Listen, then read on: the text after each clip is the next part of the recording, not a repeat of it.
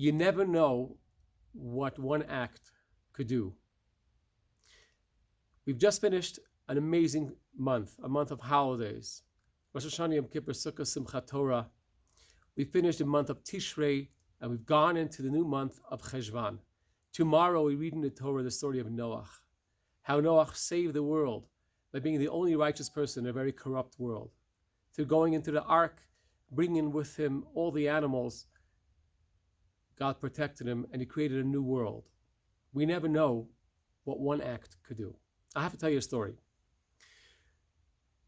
It was Rosh Hashanah, second day of Rosh Hashanah, and my daughter Sarah and me were walking around downtown, walking around Santa Fe to see if we could find another Jew who may have not heard the sounding of a shofar today.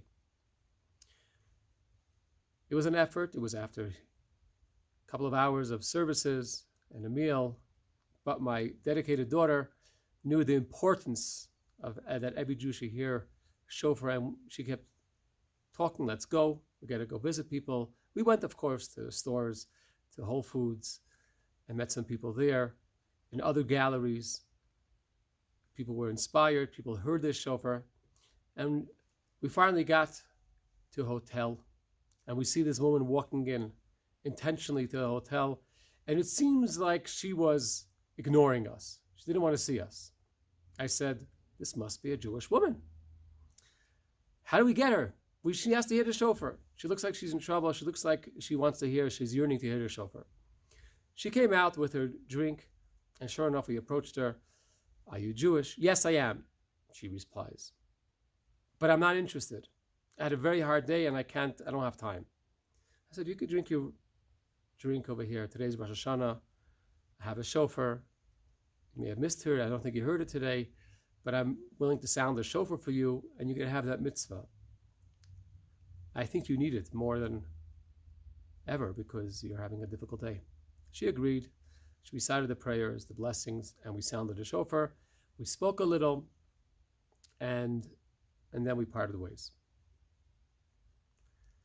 2 weeks later, it was Sukkot, and we had our Sukkah mobile downtown near the plaza, trying to encourage Jews to come up on the Sukkah mobile, to make a blessing on a lulav, to wave it in all directions, bring it to the heart, and so on. This woman steps up, and I recognize her. Hey, that's the woman that we sounded a shofar for. Oh, she's all smiles. Oh, I'd love to make a blessing. It's been amazing since I heard the shofar. Like, really, what happened? After I heard the shofar, I decided I would like to take off work on Shabbat. I no longer want to work on Saturdays. I asked my boss, could I take off? It's a retail business. Could I take off on Saturday? And he said, sure, go ahead. She asks me, do you have a challah? I'd like to have challah for tonight. I'm also looking for a challah cover. I remember as a child, we used to make kiddush and have the challah covered. I'd like to do that again. Do you have a kiddush cup? I had a challah. We gave her some candles and helped her celebrate the Shabbat. I was really amazed by this coincidence, by the fact that we pushed further and encouraged her to hear the shofar, and how we never know what that one act could be. May God bless you. Have a Shabbat Shalom. Keep on doing those acts of kindness, reaching out to people.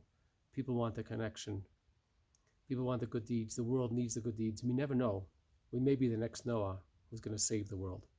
Shabbat Shalom.